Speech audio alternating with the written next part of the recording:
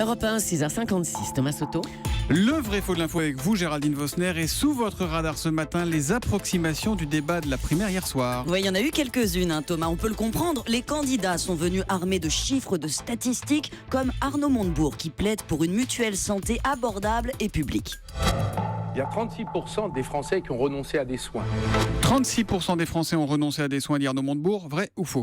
C'est faux, même si la statistique existe bel et bien. Elle ressort d'une étude du ministère des Affaires sociales réalisée auprès de 4000 personnes en quête de perception.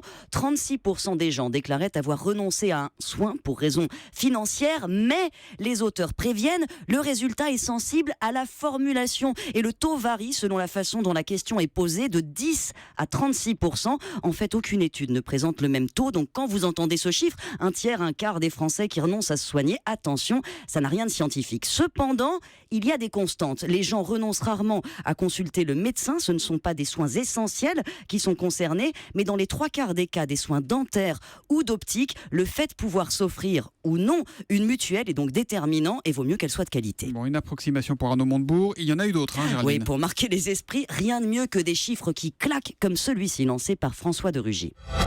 80% de la viande rouge consommée dans nos cantines est importée. Ça, c'est un scandale. En fait, 80%, c'est l'évaluation que livre le principal syndicat agricole, la FNSEA. Mais selon le ministère de l'Agriculture, la part des viandes importées dans les cantines serait plutôt de 50-60%.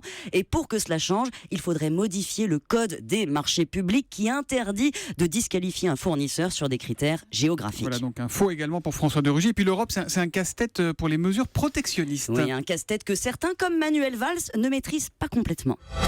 Il faut taxer lourdement les importations en violation de nos règles sociales et environnementales.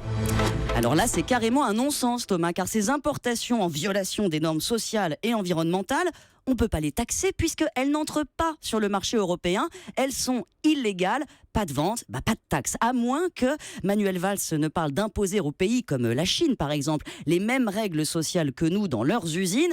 Mais là, ce sera compliqué, d'autant plus que la France n'a aucun pouvoir sur les droits de douane dans l'Union. C'est une compétence exclusive de la communauté. Et ben voilà, un troisième faux qui est donc cette fois-ci pour Manuel Valls. Merci beaucoup, Géraldine Vosner.